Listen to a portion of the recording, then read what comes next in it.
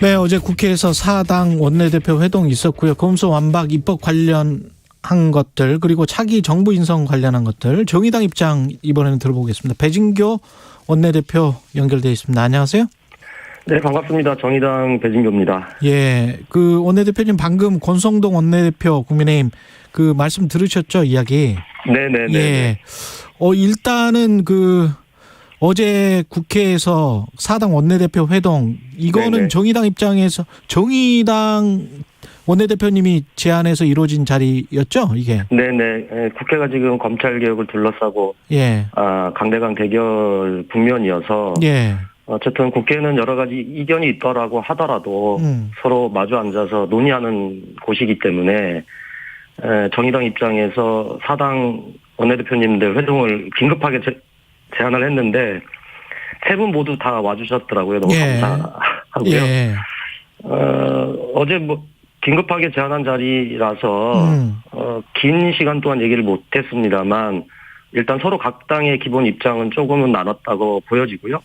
보시기에 어떤 조율하거나 절충하거나 타협할 가능성이 있던가요? 어떻든가요? 국회라고 하는 곳이 타협이 거의 불가능해 보여도 항상 예. 머리를 맞대고 타협점을 찾아가다 보면 사실은 이제 중재안이나 또 타협안들이 상당히 만들어졌던 경험들이 있지 않겠습니까? 그래서 예. 어제는 일단 각 당의 입장들을 좀 확인한 자리였다고 보면 될 것 같고 예. 어제 이제 권성동 대표님 같은 경우에는 이제 일정상 먼저 일어나셨는데 일어나시면서 정의당이 좀 중재안을 만들면 어떠냐 이렇게 좀 제안을 해주셨는데 네. 정의당 혹시 입장은 뭔가요? 중재안 같은 게 있습니까? 정의당은 지금 네. 이제 전체적으로 검경 수사 기소 분리에 대해서 원칙적 찬성을 한 입장이고 원칙적 찬성. 다만 이제 민주당이 낸 안에 대해서 우려가 있는 지점들이 있는 거죠. 예.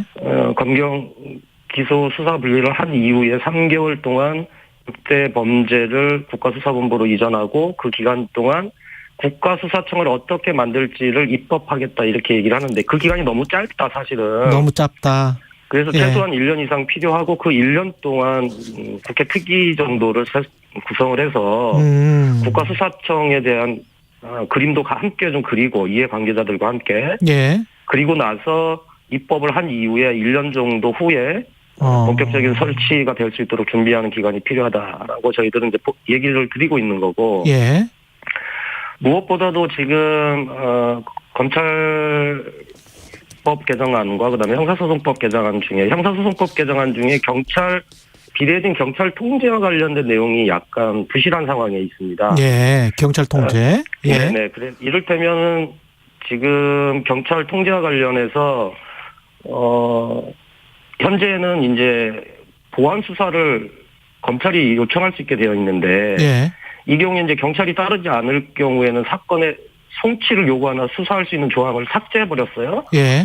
근데 이렇게 할 경우에 이제 경찰이 검찰의 보안 수사를 따르지 않을 때 검찰이 할 수 있는 조치가 아무것도 없게 되는 거죠. 그러니까 통제 기간이 사실 없는 거죠. 그러니까 수사 기소 분리라고 하는 것은 견제와 균형이 함께 가야 되는데 그렇죠. 사실 이제 견제 기능이 없어져 버리는 거죠. 예.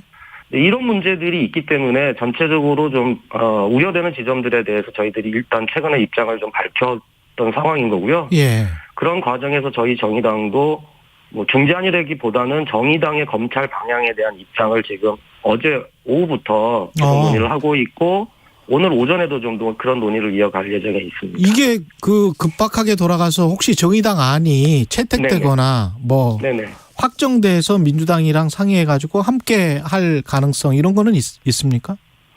어제 이제 박홍근 민주당 대표께서 정의당과 국민의당이 이제 현재 논의되고 있는 부분에 대해서 제안할 부분이 있으면 충분히 제안해 주시고 예. 또 그런 부분에 대해서는 법사위에서 충분히 반영할 수 있도록 해보겠다 이렇게 이제 일단 얘기는 하셨어요. 예. 그런데 이제 저희 정의당 입장에서는 현재 민주당 안에 대해서 개별적인 어떤 그 법안 내용에 대한 문제라기보다는 우선적으로는 전체적으로 향후에 이제 검경 수사 기소 분리가 됐을 때 그 비대한 경찰 통제와 관련해서 어떤 입장이어야 되고 그리고 실제 이제 국가수사청 설치와 관련해서도 다양한 의견들이 지금 있는 거거든요. 이를테면 마약청이나 이런 범죄별 청을 신설해야 된다라고 하는 분들도 계시고 예. 또 반부패 수사청 같은 외청들도 별도로 좀 둬서 예. 반부패 수사 역량을 강화해야 된다라고 하는 의견들도 많이 계시기 때문에 예. 이런 부분들을 종합적으로 한 어떤 국가수사청 설치에 대한 방향 그리고 경찰 통제권에 대한 방향 이런 부분들을 저희들이 발표를 하면 예. 논의하고 있는 민주당에서 반영할 부분은 반영하고 하시지 않을까 이런 생각이 듭니다. 알겠습니다. 그리고 그 정의당이 그 특히 이제 4개 부처 후보자들 지명 철회를 요구하면서 이른바 정의당 데스노트를 발표했잖아요. 네네네. 예, 어떤 장관 후보자들이고 왜 지명 철회를 해야 되는 건지 좀 말씀을 해주세요. 한 분씩. 네네네.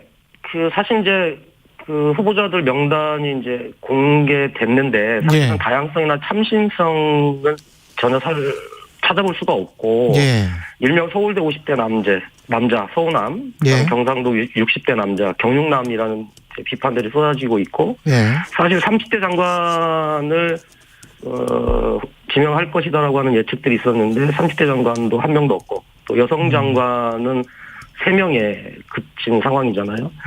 그러니까 말 그대로 능력 중심으로 인선하겠다라고 말씀을 하셨는데 막상 뚜껑을 열어보니까 사실 뭐 딱히 능력이 기대되는 분들도 별로 안 계시고 그렇다고 청렴한 것도 아니고 굉장히 난맥상이 많이 보이는 인선이다 이렇게 생각이 드는 거고요. 특히 이제 매일마다 쏟아지는 이제 후보자들 관련 의혹들을 보고 있으면 과연 이분들에 대해서 인사검증을 하기는 한 것인가 라는 의심이 들 정도인 거죠.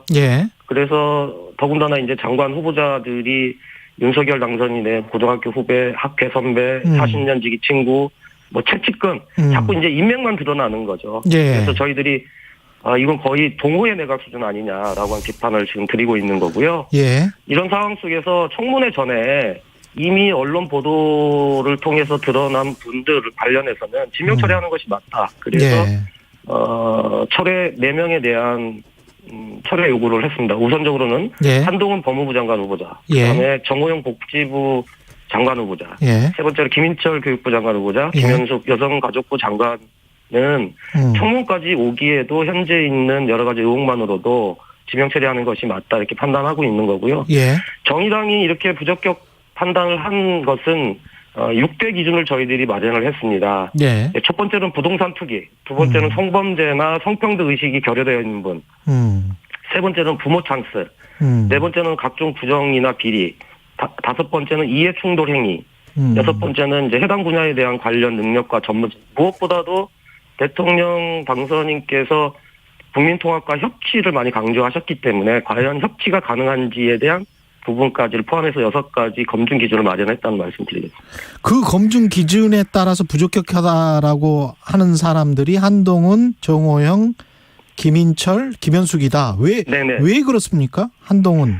우선 한동훈 법무장관과 관련해서는 검수완박 민주당에 맞선 호위무사로 정치적인 장관 임명이다 이렇게 판단한 겁니다. 사실 윤 당선인께서는 법무행정 능력을 내세웠는데 과연 한동훈 검사가 그런 행정적 능력이 검증된 분인지 그리고 실제 왜 이렇게 예상치 못한 깜짝 인사를 했을까 생각해보면 결국은 민주당의 검수완박에 대한 맞불 작전 말고는 다른 이유를 찾기가 사실 어렵습니다. 그러니까 윤 당선인께서 검찰의 독립성, 중립성을 강조하셨는데 막상 당선되고 나셔서 이렇게 한동훈 법무부 장관 후보자를 내정한 것은 검찰을 지키고 또 윤석열 당선자의 호위무사를 안 치겠다는 의지인데 이것은 대통령으로서 국민통합은커녕 사실 대통령 당선인이 여기까지 오는 과정에는 추윤 갈등이 상당히 컸는데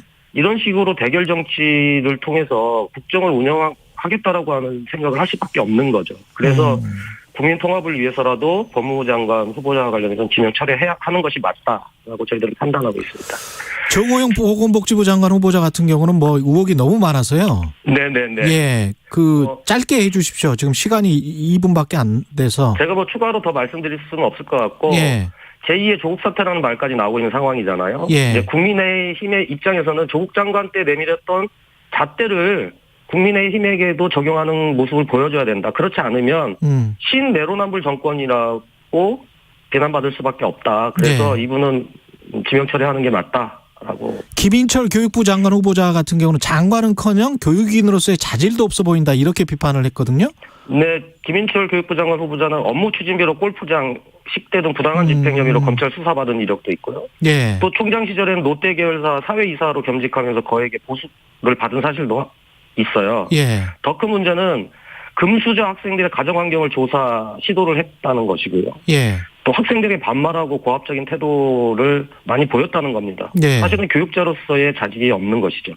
이런 분이 교육부 장관을 하면 되겠습니까? 그러니까 네. 도덕적으로나 능력적으로 봤을 때 자격 미달이다. 그래서 지명 처리해야 된다고 얘기 드리는 겁니다. 마지막으로 김현숙 여성가족부 장관 후보자는 왜 지명 처리를 요구하십니까? 여성가족부는 여성, 청소년, 한부모 가족 등 우리 사회 시스템으로 보호받지 못하는 약자들을 위한 부서가 바로 여성가족부입니다. 예. 그런데 성인지 예산이 무엇인지도 제대로 모르는 만큼 전문성도 떨어지고 예. 특히 세월호 진상조사위가 만들어졌을 때 세월호 진상조사위를 만드는 것은 국민들의 세금 낭비다.